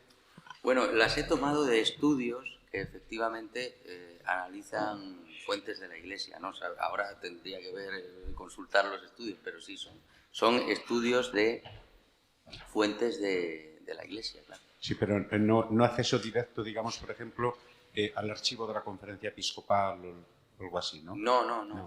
Son cifras que he tomado de especialistas que han publicado sobre estas cuestiones. De acuerdo. Y respecto de la profesora de literatura, me encantó.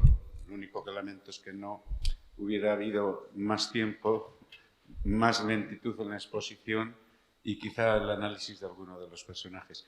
Yo prácticamente llegué a la conclusión de que la literatura de la transición apenas merece la pena, porque los puntos de referencia son precisamente de los últimos años del franquismo.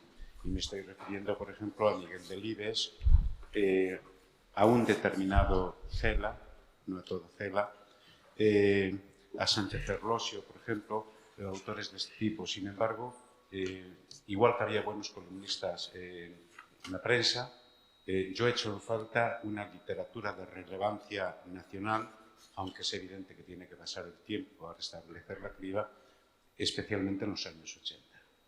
Nada más, ¿qué opina al respecto? Es que cuando yo digo, le quería decir literatura... ¿Puedes quitar la máscara para contestar? Sí, perdón.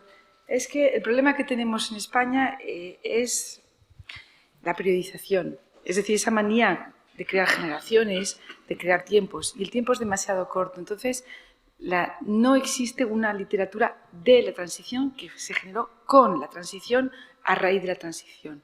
Hay toda esa mezcolanza de géneros, porque es normal, los que vienen, los que están y los que van saliendo, etcétera, etcétera. Pero son reacciones distintas, entonces lo que sí que hay es eclecticismo y hay que entenderlo así. Hay diferentes tendencias que conviven y producen excelentes productos. Yo no puedo decir que no haya una literatura que merezca la pena. La última obra de Delibes me parece muy buena, las obras de Chirves me parecen excelentes, las obras de Lourdes Ortiz, que son poco conocidas porque es una señora que vive al margen de los circuitos comerciales, son buenas, y así la lista es muy larga, pero no es como consecuencia de que momentos de la transición. El problema que tenemos es que hay una cuestión de espacio y de tiempo. La cuestión del tiempo es excesivamente reducida. Y la cuestión de espacio es el que está en el centro y el que está en la periferia. En estos momentos de la transición hay categorías que se van a generalizar, a crear, y el que está en la periferia a veces es el marginado, se vuelve un criterio de valor. El que es el de la movida se puede mover un criterio de valor, y ese es el que menos ha quedado. Han quedado la amplitud de temas. De la generación nocilla, de la generación X, no queda prácticamente nada. Pero esos fueron unos jóvenes que, como decía Almodóvar, vivíamos, no pensábamos. Pero bueno, hay otras cosas que se han producido. Y lo que sí que hicieron es esa apertura de temas, apertura de cuestionamientos que no se habían producido y que no eran objeto de la literatura. El problema es que tendemos a asociar de manera mecánica, casi biológica, a que un momento histórico tiene que producir un momento estético. Y eso no funciona así. Si usted habla de Cervantes, Cervantes no está asociado a ningún periodo histórico y es el que vive, porque la estética está por encima de esas cosas. Vamos a pasar a una de las que viene. Bien. De la red. Aquí puede ser igualmente para José Antonio y para Alfonso, porque preguntan, me gustaría saber cuál es, en su opinión, la visión que muestra el cine sobre la Iglesia española durante la Guerra Civil.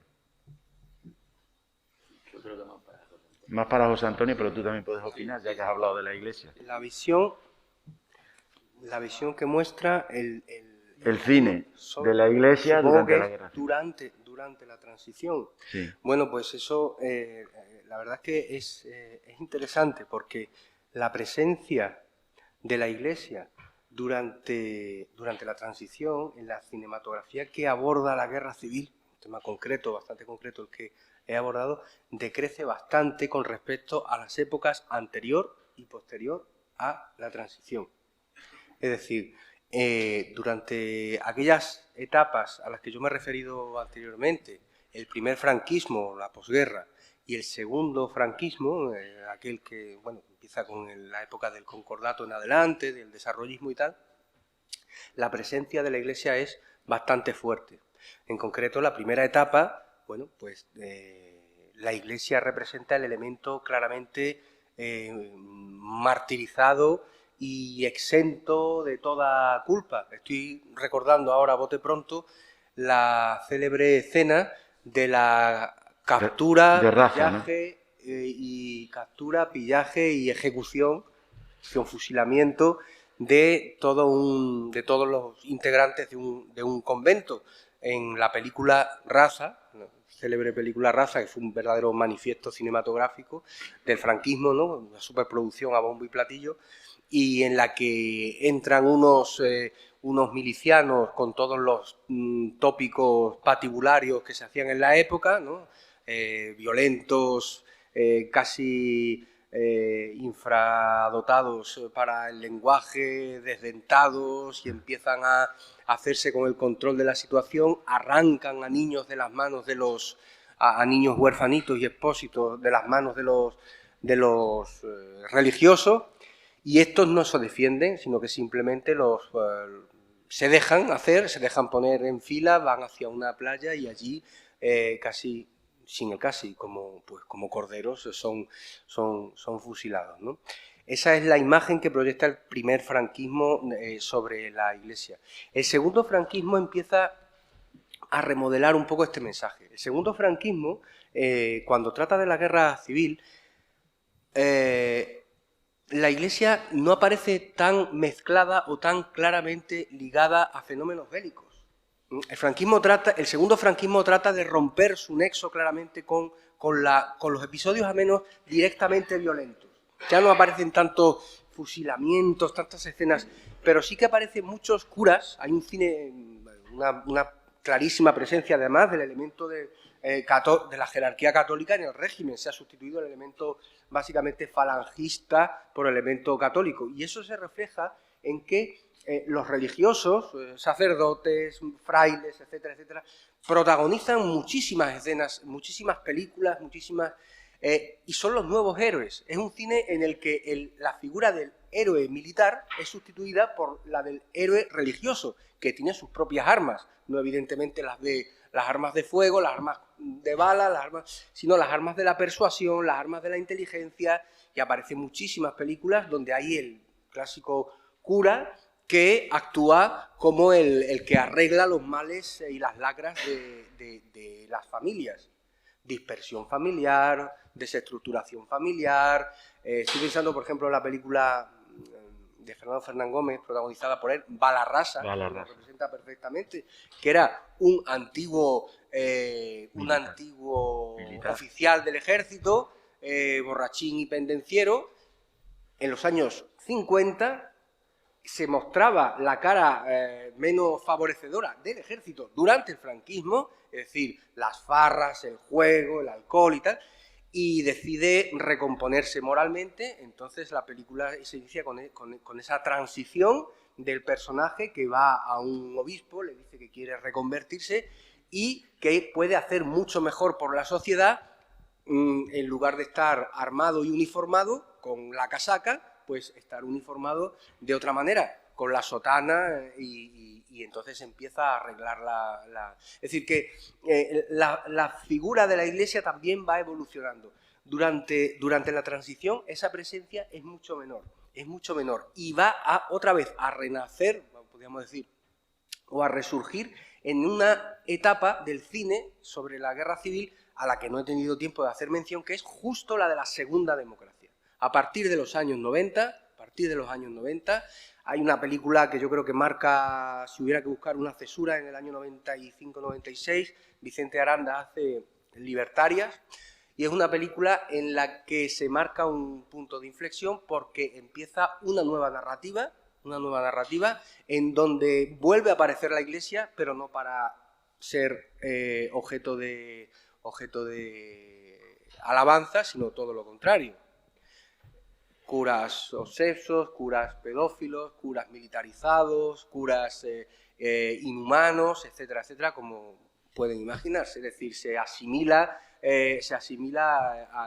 el religioso al demonio, en este caso bien traído, ¿no? Entonces, hay esa evolución. La transición no es una etapa que precisamente, y quizá en buena medida, debido a ese ten con ten en el que estaban las fuerzas reformistas y la Iglesia acabó actuando como, en cierto modo, una fuerza reformista o de consenso, pues efectivamente el cine no se emplea directamente ni a favor ni en contra del rol de la Iglesia durante la guerra. Tiene la palabra ahora Francisco, si haces el favor de pasarle el micrófono.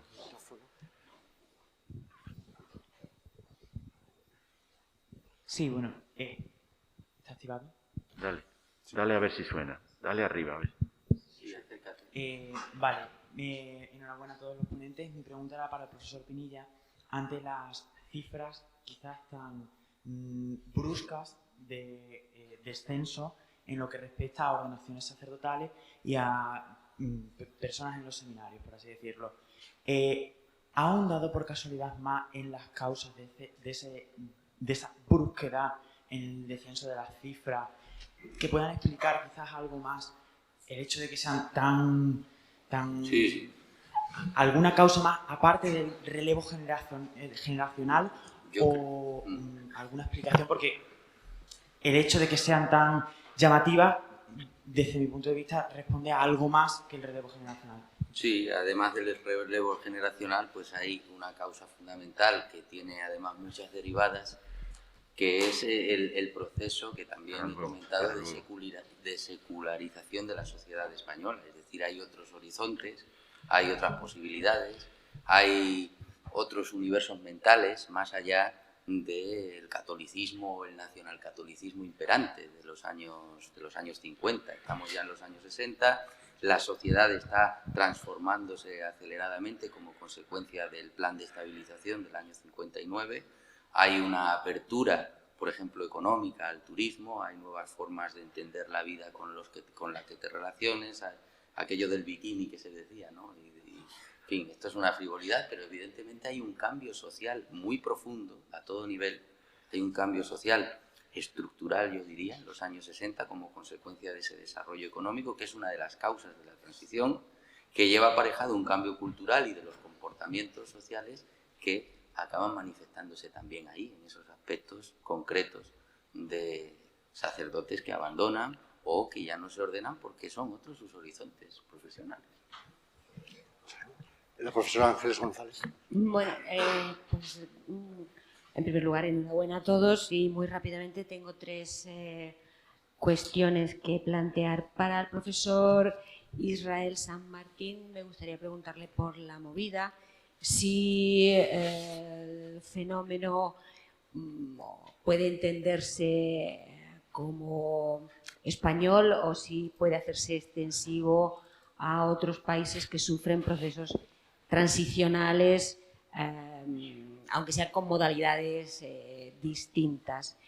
Y por ser sintética, para la profesoración, creo que sería conveniente, por mi propia curiosidad, ha hablado y estoy de acuerdo que no hay una cultura de la transición. Entonces, me gustaría plantearle qué opina sobre esa fórmula que se ha acuñado a través de la prensa y se ha difundido tanto, la cultura de la transición.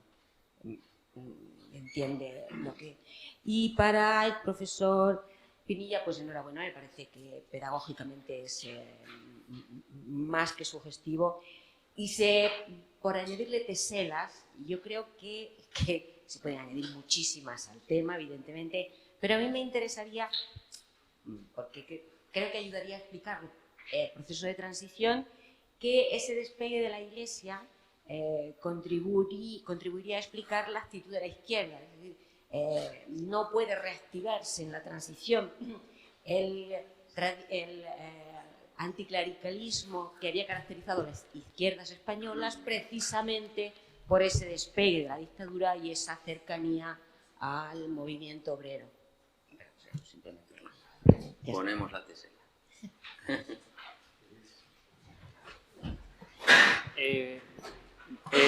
Bueno, sí, en Portugal, por ejemplo, es un caso parecido, ¿no?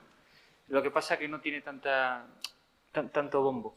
Yo es que incluso me plantearía, lo que están haciendo aquí es crear una especie de como de edad de oro en falso, ¿no? Con toda una serie de materiales que han quedado, como ellos han mostrado muy bien, que se han ido deformando, ¿no? Y se han ido retorciendo y creando memorias sobre memorias. Y si nosotros cogemos la música justo antes, finales de los 60, 70, tenemos una cantidad de grupos españoles muy dignos e incluso muy superiores. Y si cogemos lo que hay después, seguramente... el libro de la movida. Sí, es que voy a poner una cita. No, seguramente es muy superior a lo que hay ahí, ¿no? Lo que pasa es que ahí se ha creado una distorsión que ha deformado todo el resto. De todas formas, yo creo que es como dos movimientos, ¿no? Un movimiento de contracción, que serían las dictaduras, los procesos de prohibición de libertades, y después la apertura lleva implícita una expansión. Y aquí en España hay otra cosa que yo creo que... Yo no lo conozco, lo que pasa afuera no lo conozco, ¿no? Pero hay una... se me fue. Se me olvidó. Pero que... Sí, en España, pero se me fue la idea. Pero quería hacerte una pregunta a ti.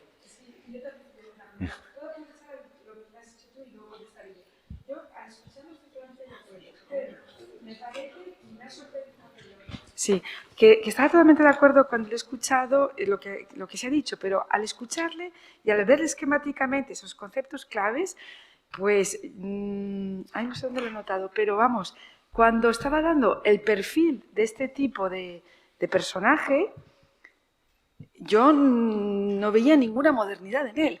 Es que es el prototipo del romántico liberal del 19, pero en todos los temas, desde la marginalidad, bueno, es que no sé, creo que lo tengo allí, ¿dónde lo he apuntado? el compromiso, la autoexaltación, bueno, pues todos esos elementos son el perfil de la figura de lo que fue el personaje moderno, la modernidad esta del romántico decimonónico. Muchos son profundamente franquistas. Muchos personajes, por ejemplo, recuperan los imaginarios franquistas. Alaska, Almodóvar, hombre, Alaska era de donde venía. Son imaginarios absolutamente franquistas, son franquistas sociológicos reconvertidos, ¿no? Y eso es lo que tenemos que ver, qué residuo hay ahí, cómo se resignifica todo esto. Es muy interesante esto, ¿no? Sí. Pero cómo se echa para afuera lo que no interesa. Pero eso no es por el PSOE, como dice la cultura de la transición y todo eso. Eso es por los intereses y por cómo evoluciona todo eso. Pero quería hacerte una pregunta que me parece muy importante, lo que dijiste. ¿En la generación X te refieres? Sí. A Ray Loriga. Te puedes quitar la mascarilla. Es que no se te oye. Ray Loriga y José Ángel Mañas han seguido haciendo obras. Sí. ¿No? Por ejemplo, Mañas acaba de sacar ahora un libro de historia, porque es historiador. Sí. Y creo que eso también hay que... Y después ha surgido también una literatura feminista, ¿no? Que estudia, pero más tarde, ¿no? Que la estudia Isabel Toutón y todas estas... Sí. Yo estoy de acuerdo, pero quiero decir, ha surgido de todo. Ha surgido novela policíaca, ha surgido la escritura ahora de la transición. Ha surgido todo lo que es cuestión sexual, heterosexualidad, minorías. Hay de todo, pero eso no es porque sea la transición, el momento de la transición, es porque también es la apertura, la libertad, es todo, es la democracia y eso. Pero no podemos asociar una literatura a un hecho histórico que ocurre en tan poco momento cronológico, porque esas literaturas existían en Europa también y estaban presentes en Europa. Pero todo esto es, cuando está diciendo existe la literatura feminista, existe Mañas, pero Mañas ¿cuánto tardó? No tengo en mente la fecha que tardó entre la primera novela y la segunda, pero hay otros que no valen absolutamente nada, que han escrito una novela y punto. O por ejemplo, uno que es muy bueno en poesía es Ala Clarín, que murió por sobredosis de droga. Las novelas que tiene son malísimas, y es porque afirma su sexualidad, la novela es en torno al tamaño del pene.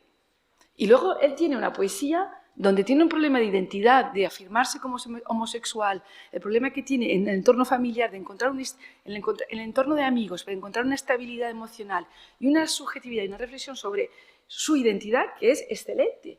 Pero todo lo que quiso de fachada, de la movida fantástica esta que había de fachada, es malísimo. Y no duró nada. Esas novelas es que no se encuentran. Pero, vamos, las encontré. Como dice la profesora Ángeles González, es verdad, podemos conectar cosas. Y lo de Portugal, España, lo que sea. Portugal, España, lo que sea. Pero si no tenemos en cuenta el contexto internacional, esto no vale para nada, porque la generación X es una reproducción española de Douglas Coupland, todo ese rollo americano, ¿no?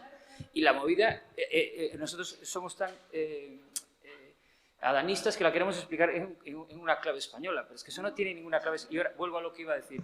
Es que es el desarrollo exacto del 68 en España, no es otra cosa, no hay más. Y con la nueva ola inglesa y tal, sin el contexto internacional esto no funciona, como no funciona la transición en sí misma, no se puede explicar sin el contexto de la Guerra Fría, todas esas cosas. Y el contexto de producción, pero yo creo que una parte pequeña tiene, ¿no?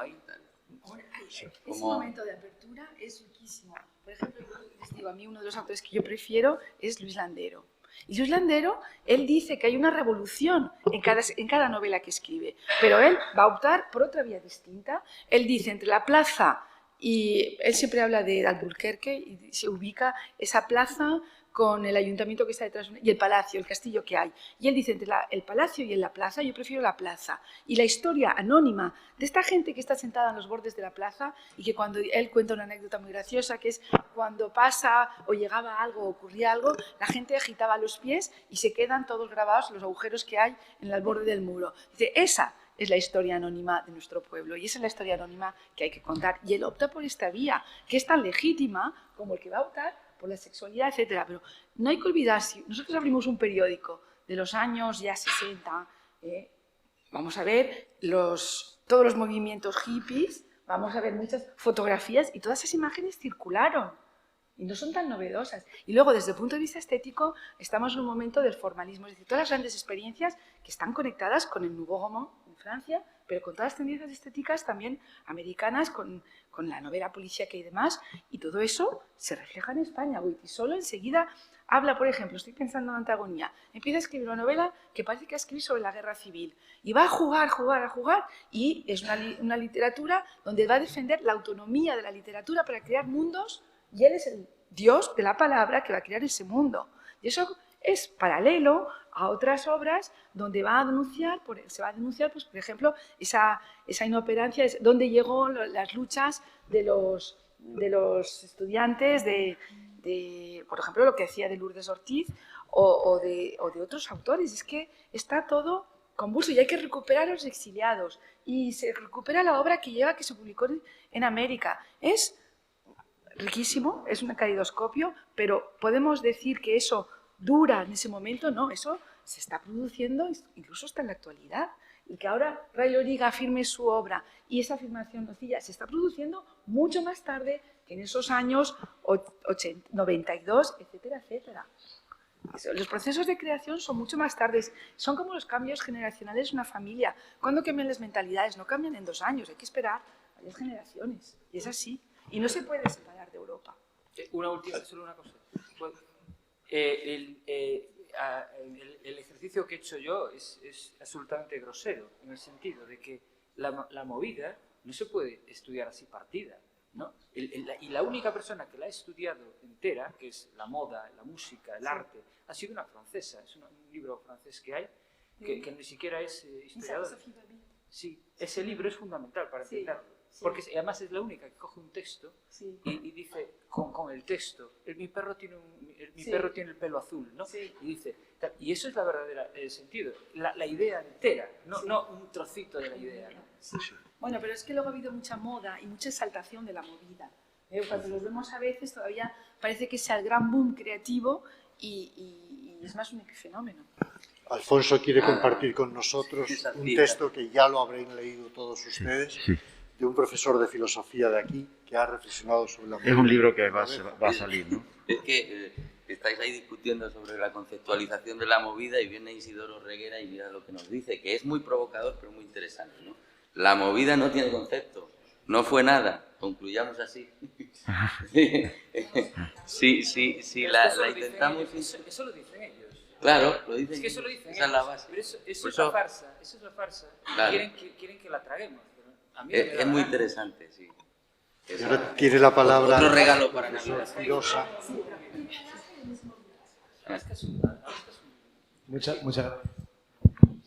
Muchas gracias, voy a intentar ser breve. Bueno, primero felicidades a los 4 intervinientes, la verdad que con exposiciones brillantes, sugerentes, y que yo tenía preguntas para los 4, pero como no puede ser, pues me voy a centrar solo en 2 y los otros 2 en la cena, ¿no? Para el profesor Israel San Martín, preguntarle, o más bien plantear una consideración. Yo estoy de acuerdo en que las letras, como la música, son fuentes para la historia, ¿no? Y que precisamente por las letras, por el contenido de esas letras, después de oír tu intervención y también las consideraciones que luego había hecho, yo creo que la movida no se puede encuadrar dentro del proceso de transición a la democracia. Si uno ve otras letras de otras canciones que son reivindicativas, ¿no?, de la lucha por la libertad, de traer la democracia, que es lo que significa la transición, sí se entiende, pero yo creo que la movida podría situarse después de la transición, en una democracia consolidada, y así podría cuadrarse todas las analogías que había hecho con otros ámbitos internacionales. En mi opinión, ahora me das la tuya, pero yo la situaría con todo lo que has dicho, pero después de la transición, ¿no?, ya con la democracia consolidada. Y el segundo de los intervinientes, a la que va a dirigir mi pregunta, al profesor Pinilla, con lo que tengo que decir, bueno, primero felicitarte expresamente por la exposición y por el uso de las tecnologías, ¿no?, que son muy sugerentes. Comparto totalmente los argumentos que has planteado y solamente, si me permite, una consideración y 2 aportaciones. La consideración es que habla de las legitimidades del franquismo. No sé si estás de acuerdo en que efectivamente hay un intento de legitimar el franquismo al principio por la victoria. Eso es clarísimo.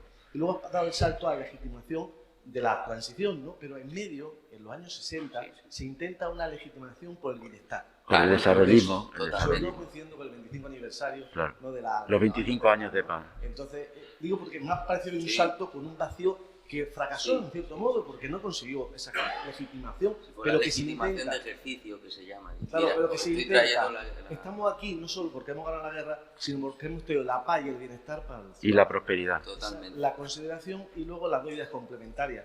Por supuesto, comparto las dos figuras que ha reflejado, especialmente la de Vicente Enrique y Tarancón. Hay dos cuestiones, pero solamente por conocer tu opinión, de la figura de Tarancón.